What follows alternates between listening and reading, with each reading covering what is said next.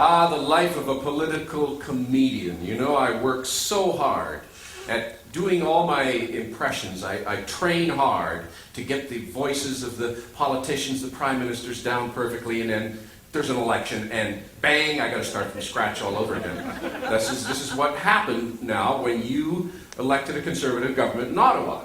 Well, I don't mean you, all of you, just the Vancouver Kingsway people who elected a conservative. That would be David Emerson, the Minister of Shameless Opportunism, I believe is... but he'll be soon forgotten too. Although, you know, you got to work on all of them. I mean, I heard David Emerson just the other week, because he hasn't said very much. I heard him say, yeah, well, you know, the media say that the people in my riding, they want me to go and, you know, have a by-election. But, you know, that's not right. Only 15% of the people in my riding want me to go and have a by-election. 85% of the people in my riding want me to go hunting with Dick Cheney. So there you go. That's your man at the table of power there, David Emerson. So you see what all of this has done, of course, is what I'm trying to say, is it's shaken up, you know. It's another challenge for me because after 18 months, I think I had Paul Martin down pretty well. Pretty well. And now what am I going to do with a voice like this? Well, I would say, I think that, you know, seriously, and I think very, very fundamentally, I think that, you know, I would say that what you, I think, what was the question? Oh, yes. That's right. Why was my government defeated in the last election? I would say that I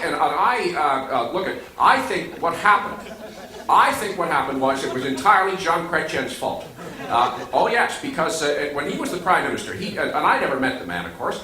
I would say it was entirely his fault that this whole thing happened. You know, I'm so very, very angry at what he's done to me in my political career. So very fundamentally angry. In fact, I was on the street in Ottawa just the other day. I saw 6 men beating the living crap out of Jean Chrétien. My wife turned to me, she said, "Paul, are you not going to help?" I said, "No, I think 6 is enough." So, Paul Martin, boop, gone. Now I have to work with this new guy. And I know some of you can't really appreciate the job that a political mimic has to go through, but believe me, it's serious work ahead of me here. The new guy, Stephen Harper, although the odd thing about it is, we went from Paul Martin to Stephen Harper, and I don't know about you, I've accidentally called the guy Steve Martin, I don't know how many times. I think, what am I thinking? But anyway, yeah, so here we are, we're stuck with Stephen Harper. Chers amis, c'est un grand plaisir d'être ici ce soir en centre-ville de Vancouver, au île de Granville. Many people... when I became the Prime Minister of Canada, many people said, do you have the stomach for this kind of work? Well, I'm working on it. Also, many people have said that I'm just a cold man, and I want you to know tonight, that I'm just like any other Canadian man. I get up in the morning, I have my breakfast, I shake hands with the wife and kids, and I go to work.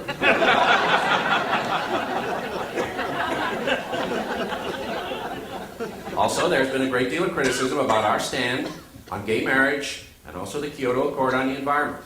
And I want you to know we've made a compromise that I think is a very good compromise. We are going to allow gays to marry as long as they don't give off harmful emissions. I think that's a very good conservative compromise. Also, as the new conservative government in Ottawa, I want all Canadians to know that we are going to protect our Arctic shoreline. That is sovereign to Canada. We're going to send ships up there. And I told this to the President of the United States. He said, you send one ship up there, we'll blow it out of the water. I looked him straight in the eye. And I said, yeah, okay. Well, you know, I did with just a suggestion. I wasn't really saying it would, but I just said, you know, I thought, well, it's up for discussion, that's all. It's just a thought. So there you go. That's what I have on my plate for the next few years. And the problem is, you see, when you've done all the great prime ministers in the last 15, 20 years, you always go back to the greatest of them all, comedy's greatest gift to politics, or politics' greatest gift to comedy, probably more likely, John Critchin. Yeah, well, I have to say that I'm very happy to be here tonight, in my favorite province of English Columbia. I have never had so many people give me the clap in a long, long time. That make me feel good in parts you don't want to hear about. But anyway, I'm very happy to be here at the Waterhouse Theatre, to talk to you, to chew the flesh for a while, when I was the head poncho in Canada, I was a great prime minister. You know that. Everybody knows that. I do a lot of things. I travel the waist and breast of Canada, feeling up Canadian about this, about that, about the other. Mostly the other. I was up the stump all over Canada, I go to Alberta to talk to the oily patch guys. I go up to none of it. I go to some of it, then all of it. I was. And you can't say, there are not many prime ministers who can say this. I was elected to a first term, then I was elected to a second term, and I finished with a third. Not a lot of prime ministers can say they finished with a third, I tell you that. But now they make all the allegation that I was the guy responsible for a sponsorship scandal. Well, not only do I deny the allegation, I deny the alligator who made that allegation in the first place. And I know who the alligator was. It was Stephen Harpoon. That was the guy. Yeah, he was with the Appliance Party, and then he joined the Preservatives. That was the guy, He always say that I was playing Parmesan politics all the time, Oh, that really cheesed me up when I hear that. I don't make up my mind depending on which way the wind breaks, that. Don't listen to Stephen Harpoon. The guy's trying to pull the legs over your eyes. That's all he does. Then, they make me go to the inquiry. Well, when they say that, I just about have a nervous breakdance that time. But I have to sit in front of the Judge Gamaria and... Yeah, this guy would finger me for this, finger me for that, it would finger me all day, and, trying to pin the tail on my donkey. Well, I tell you, that's when I took out my balls, Everybody remembers that, seeing John Chrétien's golf balls.